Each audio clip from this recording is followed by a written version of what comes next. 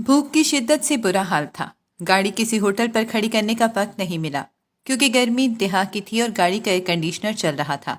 Car से ना उतरने की खर्च से सोचा कि खाना अब घर जाकर ही खाऊंगा।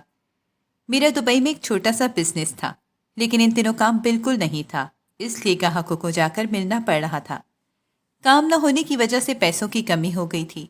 जेब में सिर्फ 200 दरहम रह गए थे। इसी सोच में गाड़ी पार्किंग में खड़ी कर रहा था कि एक बंगाली लड़का पसीने से शराबूर, गंदे से कपड़े पहने हुए मेरी कार की तरफ बढ़ा। मैंने शीशा नीचे किया तो कहने लगा, अस्सलाम वालेकुम भाई, क्या हाल है? मैं एक मुसलमान हूँ और शक्ल से आप भी मुझे मुसलमान लगते हैं। मुझे आपसे एक गुजारिश करनी है। मैंने पूछा, क्या बात है? वो एकदम रोने लगा और बोला, मैं फ़कीर नहीं हूँ, लेकिन 2 दिन से भूखा हूँ।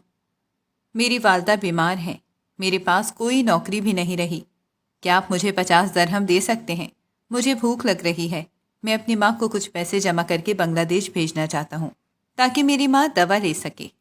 वो आम हालात में 50 दरहम मेरे लिए ज़्यादा न थे, लेकिन मैंने सोचा कि ये झूठ तो नहीं बोल रहा। लेकिन इसकी आंखों में आंसू और इसकी बातों से सच जाहिर है। मेरे पास एक ही 200 दरहम का नोट था जो मैंने इसको दिया कि जाओ सामने दुकान से खुले पैसे ले आओ। वो 200 दरहम लेकर चला गया। काफ़ी देर तक जब वो ना आया तो मुझे इसकी बात झूठी लगने लगी। खैर, मैं गाड़ी में एसी लगाकर बैठा रहा, खुद को कोस रहा था और सोच रहा था कि मेरे पास खुद पैसे नहीं थे। अब ये 200 भी जाता रहा, लेकिन मेरा ख्याल इस वक्त गलत साबित हुआ जब मैंने इसे दूर से अपनी तरफ भागते हुए देखा। इसकी हालत पहले से और बुरी हो गई थी। सांस फूला हुआ था, भूख, प्यास और गर्मी की शिद्दत ने इसको बेहाल कर दिया था।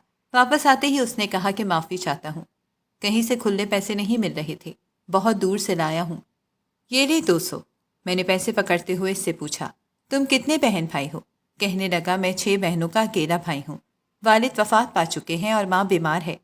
माँ की दवाई के लिए ही आपसे पैसे मांगे हैं।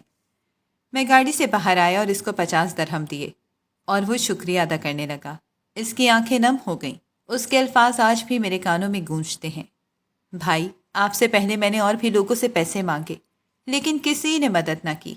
आप पहले पाकिस्तानी हो, आप पहले आदमी हो जिसने मेरी मदद की। आपका बहुत बहुत शुक्रिया। आज पता चला है कि पाकिस्तानी कितने बड़े दिल वाले लोग हैं। मैं पाकिस्तान को सलाम पेश करता हूँ। इसके आंखों में आंसू देखकर मेरी आंखें भर आईं। मेरे पास वही 150 दरहम बाकी बचे थे। मैंने खुदा पर तवक्कल करते हुए कि अल्लाह ताला मेरे लिए और इंतज़ाम कर देगा, बाकी 150 दरहम भी इसके हाथ में थमा दिए।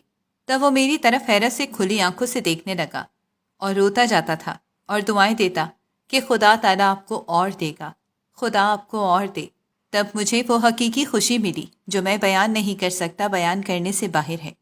इस दिन मालूम हुआ कि किसी की मदद करने से क्या सुकून नसीब होता है। बज़ाहिर मेरी जेब तो खाली थी, लेकिन दिल खुशी और शुक्र के जज्बात से लबरेज था।